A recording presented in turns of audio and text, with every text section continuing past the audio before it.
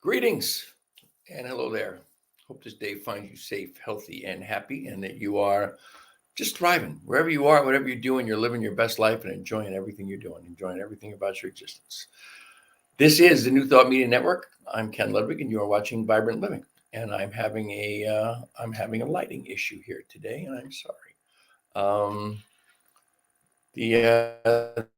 This says we're having trouble. Okay, well, let's see what's going on here. Well, you know what? We're going back to that, and that's what happens. And we got all of a sudden, I'm getting error messages here. That's so much fun. God, the internet is so much fun. Anyway, I'm having a lighting problem, so that's just it is what it is. We'll deal with the lighting problem. This is the best lighting I can get on me here today. We'll just try one more thing here. Don't want the shiny head syndrome, right? Well, that's not too bad. Okay, so let's go right to this thing called You and Dr. Ernest Holmes. See what he has for us today. We just open the book and we get, let's go. We don't have one of his great quotes, but we do have something that I highlighted here. Let's see what we get. Life will be to you what you are to it. Of necessity, there is a divine pattern at the center of everything. This is the Christ in you waiting your recognition. Somehow you must link your will, your thought, your intellect, your imagination, and your feeling with the divine presence, which is already there. Between this perfection and completion, which already exists, and your intellect, environment, and everyday experience, there is the accumulated experience of your subconscious mind. Love that. You know what? And I think this is really funny. I don't think this has ever happened to me in all the years I've been doing this. I think I read that exact same piece last week. So I'm just going to read something else here. I place my affairs in the hands of goodness, love, and wisdom. I place them there with supreme confidence. I have a childlike faith and trust in good. I know there is nothing between me and that which is best. I am filled with enthusiastic hope. I am looking forward to entering into the fullness of life. And so it is. Love that one too. Nothing like a little quote from Ernest Holmes to start today. So again, hope this day finds you just enjoying yourself, having a good time, whatever you're doing, wherever you're doing it. Living your best life, man. And the thought for today was, are we making use of the one mind? Are we using it? In my new favorite readings these days, the Science of Mind textbook. I talk about this a lot. This book, I have been reading just a page at a time from the initial 4 chapters, the initial 4 introductory chapters of the Science of Mind, which is just 35 pages long. And it's called the 4 chapters are the thing itself, the way it works, what it does, and how to use it. And it's kind of refreshing my mind, waking me up to something that was, I think, maybe my initial draw to the Science of Mind, what really got my attention in the very beginning, made me embrace it and made me understand that this truly was a place where I could live my life and enjoy my existence via a faith-based idea, if that makes sense. I have this fellow that I meet on Wednesdays for coffee, and I think I've mentioned this before. We met yesterday, and we talked for an hour and a half. Talked a lot about consciousness. We talked a lot about the Science of Mind. And at one point, he looked at me and he said, "Wow, this would have made a great podcast," because it was that good a conversation. It was that exciting a conversation. And we talked about the one mind. We talked about the one consciousness. We talked about the overarching creative intelligence of the universe, which is, in the Bible, in all of the great religious texts of the ages, there's always a creation story. And in the creation story in the Bible, in the Judeo-Christian tradition, there is, in the beginning was the Word. And the Word, we know in Science of Mind, is the creative force. the word thought. If you look at the science mind teaching symbol, the very first top section of it is consciousness. That is where thought originates. And the overarching creative intelligence of the universe, spirit, God, whatever you choose to call it, it is capable of creating via its thought. It thinks and something comes into being. That is its volitional act of creation. And in the creation story of the universe, of all that is, what we would know is that in the beginning, God created the world. Whatever source material you have, whatever Bible, whatever the Torah, whatever you read from, whatever your faith tradition is, whatever your cosmology, your religious philosophy is, there is always the beginning, and God created everything. Well, the question always, the initial question is, what exactly was God using to create?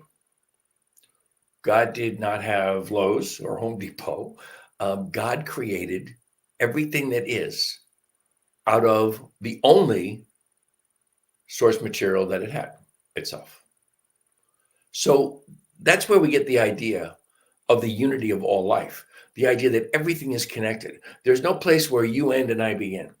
No place where this computer ends and I begin. It is all God in form, because that is all that there ever was God to create from God, the creator, the actor, and the action. And in the creation of us, God experiences itself. And don't make a mistake, God experiences itself as a turtle. God experiences itself as a tree, as a rock. God experiences itself through its creation. And it experiences itself via our activity in the world. And one of the things that we are imbued with, that to the best of our knowledge makes us different from everything else we're aware of, is our ability to make use of the one mind, our ability to make use of consciousness. And the thing that I have that was part of our conversation yesterday, that was really something I have been kind of leaning into my practice lately. I've been doing more meditating. I've been doing more prayer work. What I had forgotten about was that my prayer work had gotten very sloppy. My prayer work is just kind of, I love and bless this person's trial and tribulation, their healing, their whatever. I love and bless my own physical health. That's not a treatment. I need to affirm the good. I need to affirm the healing of whoever I'm praying for. I need to affirm my personal health, my personal healing of the little things that ail the 73-year-old body as it moves through life. I need to be clear about the thing itself, what it does, how it works, and how to use it, so that I am acknowledging the thing itself, what it does, how it works, and how I use it. So we use, we were taught in the very early stages of your training in science of mind, if you go to classes, the 5 steps of treatment. There is recognition, unification, realization, thanksgiving, and release. And the recognition is recognizing that there is only God, that there is just the one life, there is the one consciousness, there is the one mind. It is all God, it is only God. And unification is then the conscious act of recognizing I am one with it, that I am it in form, that there is no place where God ends and I begin, and vice versa. I am this expression, this individuation of the overarching creative intelligence. Realization then is, what is it I'm affirming?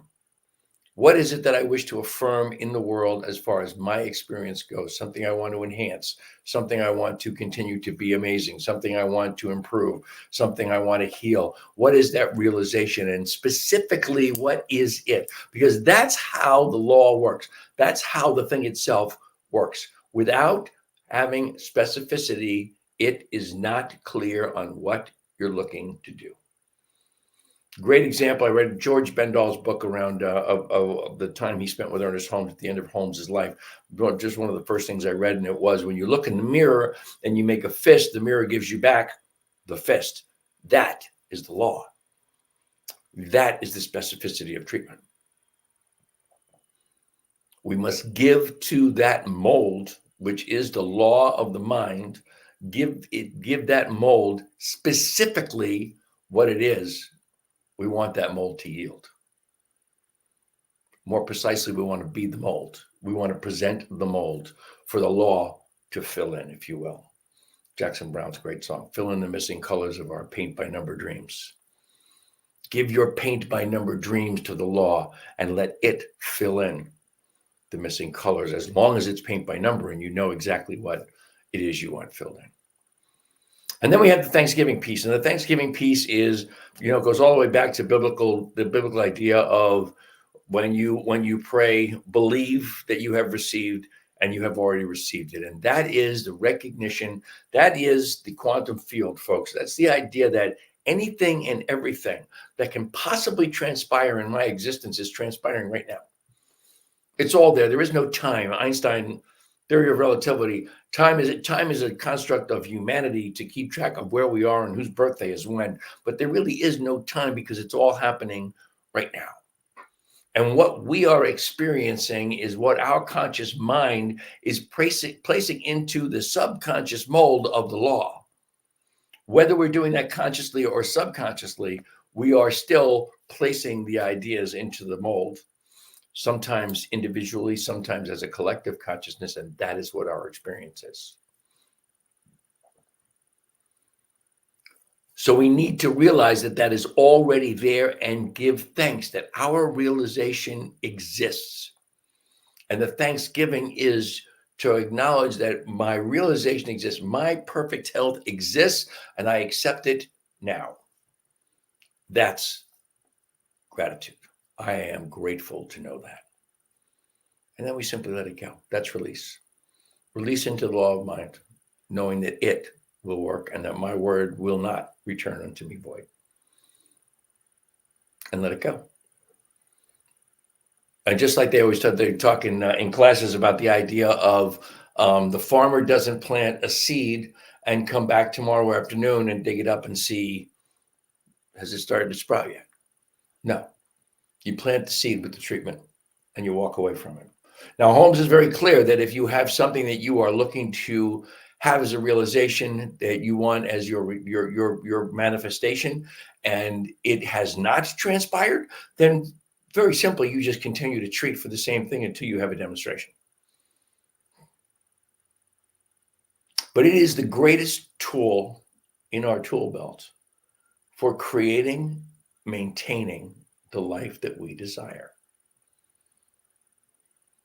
And through meditation, it's also the way that we learn to accept and be grateful for what is transpiring at every moment in our lives.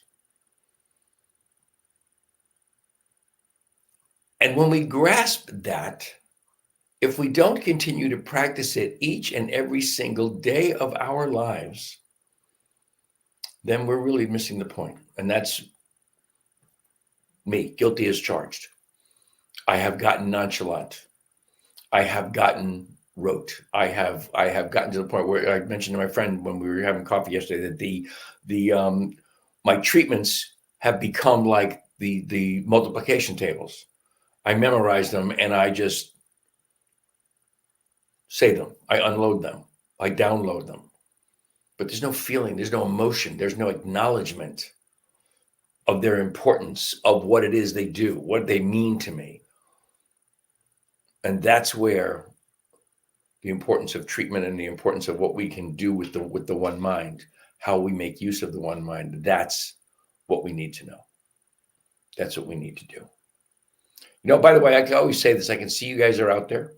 I can't see where you are. I stream on 4 different places. I can't tell. I know this, I can see that you're out there on the New Thought Media Facebook page, or you're on the New Thought Media YouTube page. If you want to make a comment, please make a comment. If you have a question or you want me to talk about something in particular, please make a comment.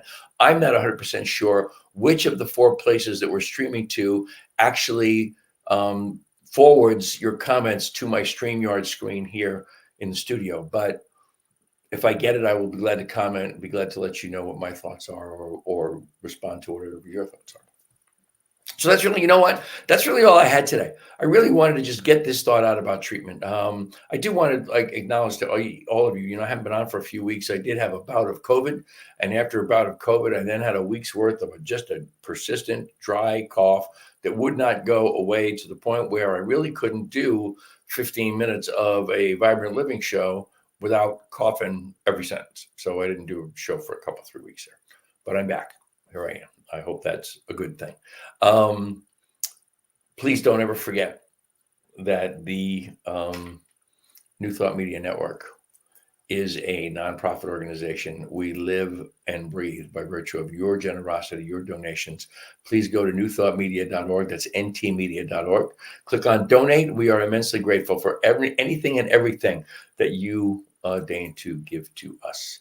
The show, Vibrant Living, is brought to you by HempWorks, makers of this amazing hemp-infused coffee, 5 milligrams of CBD in every cup, along with some chaga mushroom and other things for your health.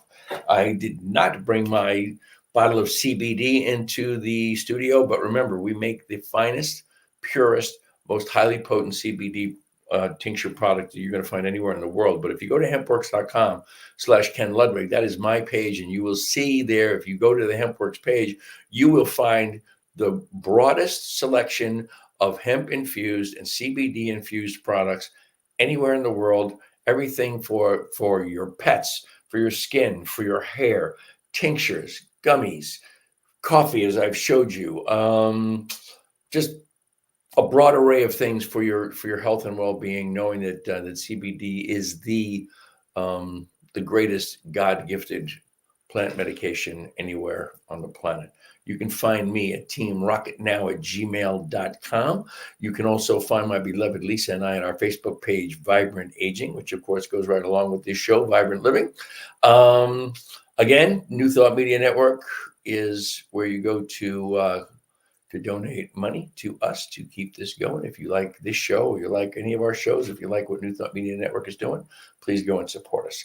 I am, as always, I'm immensely grateful for the great gift of your time and your attention. I am on here every Thursday at 2:00 Mountain Time and 4:00 Eastern Time. I hope you will join me next week and every week. Until the next time, my friends, namaste.